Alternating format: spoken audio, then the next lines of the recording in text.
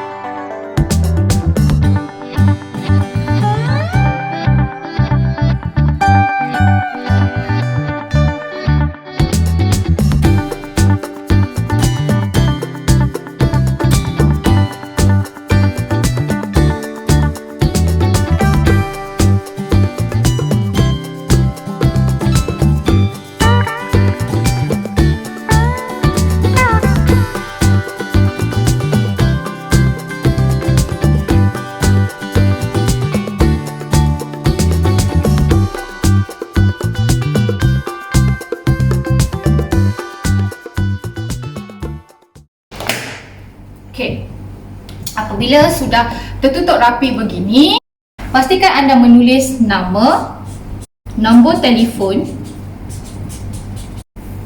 dan alamat. Tujuan, nama, nombor telefon dan alamat ini ditulis dan dilekatkan di cooler box ini agar sekiranya terjadi kehilangan ataupun masalah apa-apa, maka sesiapa yang menjumpainya boleh menghubungi ibu-ibu untuk memulangkannya.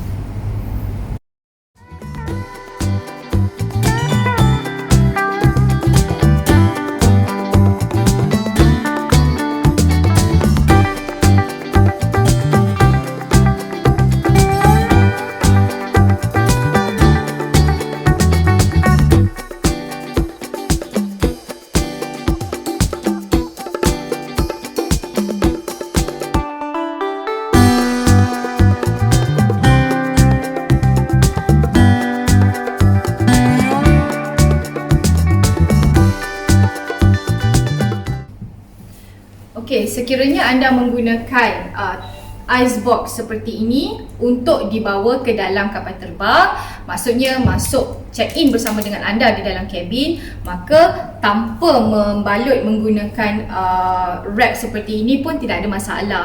Tetapi sekiranya anda ingin check-in ke dalam kargo, maka meletakkan ini adalah satu perkara yang sangat penting dan saya wajibkan agar tidak terbuka dan label-label ini tidak terbuka kerana kita tidak tahu apa yang terjadi di dalam kargo, apatah lagi sekiranya barang ini tertinggal ataupun lost and found ke tempat-tempat yang lain. Jadi label adalah sangat penting sepanjang tempoh perjalanan agar ia berfungsi dengan baik dan memberi informasi yang tepat kepada penerima dan juga apabila anda menerimanya kembali.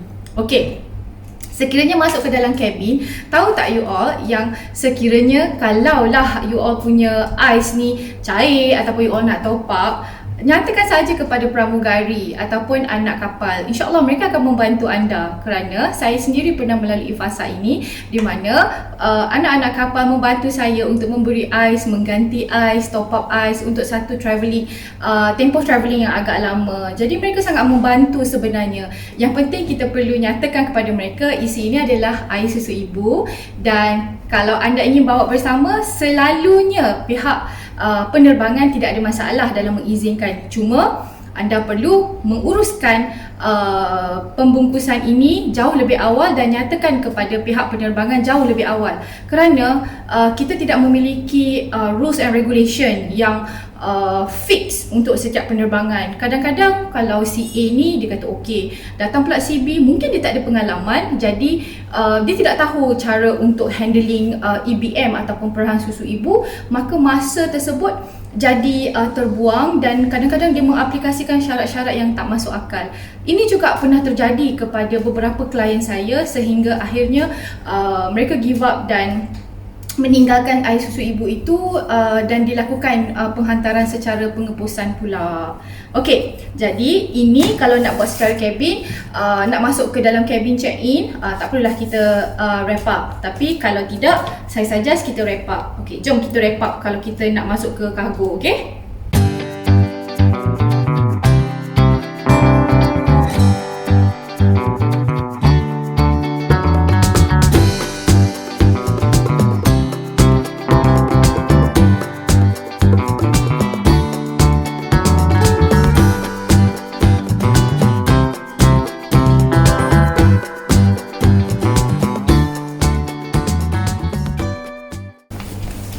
Okey, sekarang cooler bag kita atau cooler box kita ni dah pun ready untuk di check in ke dalam kargo.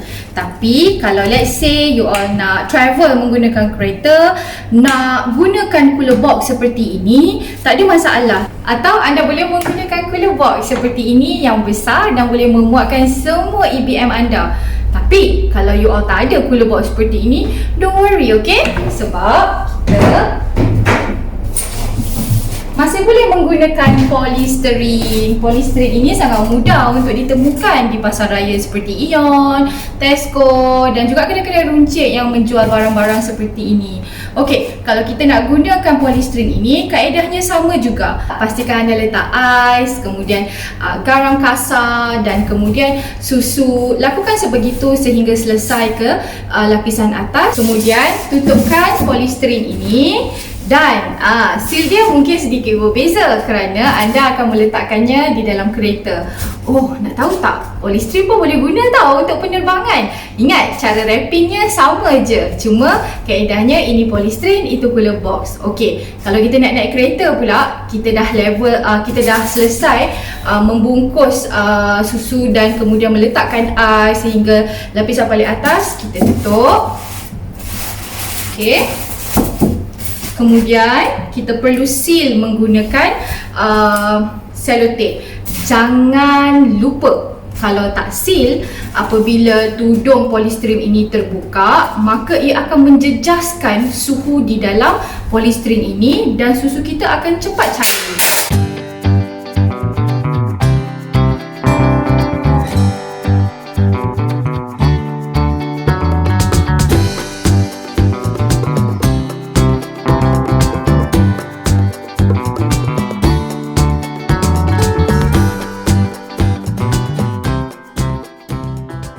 Saya sangat menyarankan anda untuk menulis pada tarikh dan jam berapa anda mula memasukkan air susu ke dalam polystyrene ini.